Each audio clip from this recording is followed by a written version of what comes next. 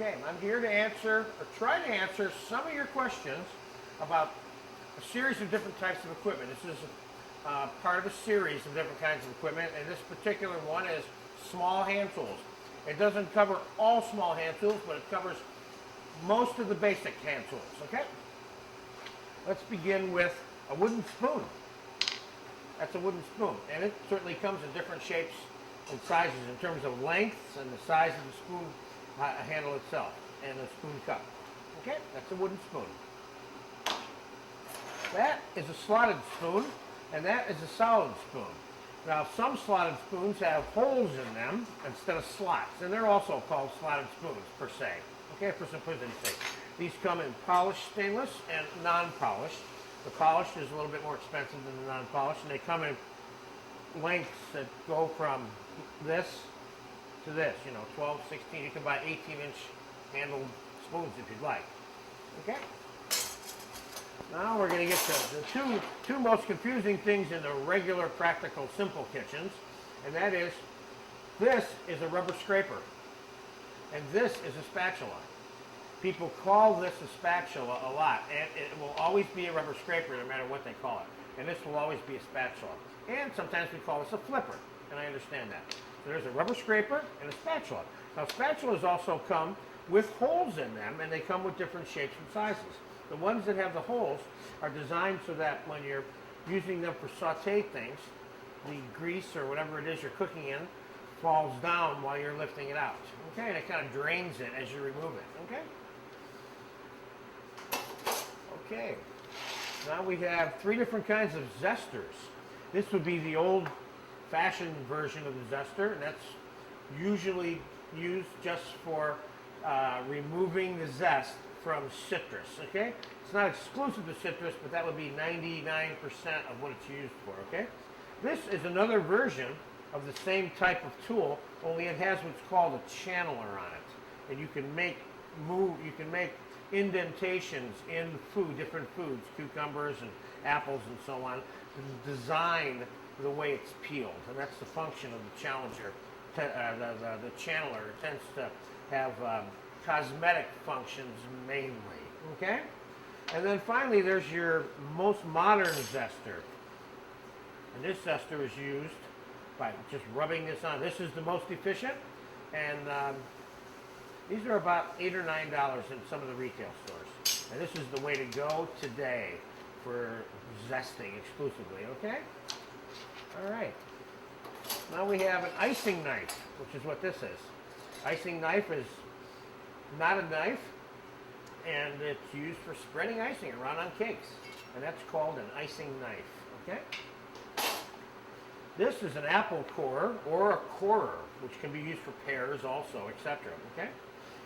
And this is a very handy tool. It's something you need to have around when you have to core a whole bunch of apples, okay? Okay, here I have a couple of different ballers for melons, but it's not exclusive to melons, but this is called a melon baller. In this particular case, it's only called a baller because it's not designed exclusively for making melon balls. You certainly can make apple balls or nectarine balls or something like that out of this one that's fluted, okay? And these melon ballers come in different sizes, from the size of a pea to slightly larger than this one. This would be one of the larger ones here, okay? Melon baller and baller, okay? Even though that's not the shape of a ball, it's still a baller. Okay. Fluted pastry wheel. This is for trimming pastry from things. That's called a pastry wheel, okay? Pastry wheel cutter. That knife is almost exclusive to the French vocabulary. This is called a tournée knife. This is specifically designed for shaping vegetables when they're being cut, okay? And that's called a tournée knife. And there's a slight arch in the shape of the blade, and that's what makes it a tournée knife. And tournée means turned in French, and one turns the vegetables or fruit that they're cutting with this knife. Okay? This little devil here is called a tomato shark because it's got teeth that look like a little baby shark here, and it's used to remove the cores from the tomatoes. Okay? this is an older version of a asparagus peeler, if you will. Now, with the kind of vegetable peelers that we have today, especially the really nice handy grip ones, you don't exclusively need an asparagus peeler. But before those came on the scene, asparagus peelers were developed so that less of the asparagus was peeled away and only the skin was peeled away. And this has a restrictive amount that it would peel from the asparagus, the way it's designed. Unlike an old-style swivel vegetable peeler, which could take too much asparagus away while you're peeling it. And that's why these were around. But with the new asparagus peelers the way they are, it doesn't mean you can't use these, but you certainly don't need one, of course, to peel asparagus. Okay, here we have a wine key.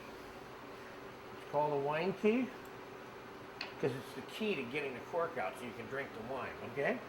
And it has three components to it. It has the knife, this little baby knife, which is designed to remove the paper or plastic that's around the top of the wine bottle. And then there's the screw itself, which goes into the wine bottle, and then there's the bottle joining clip, which goes on the side of the bottle, and then it's moved up and the cork comes out. And that would be a wine key, okay? This would be the standard in the industry for opening wine. And I know that some people think, are more comfortable rather, with different kinds of wine openers, but this would be the standard. One should know how to effectively open a bottle of wine with this kind of key, okay? All right, now we have three little graters here. Now, this one is almost exclusively used for grating nutmeg. That's a really teeny weeny fine grater there. And this is slightly larger than that. And then here's a regular grater for shredding, okay? Nutmeg grater.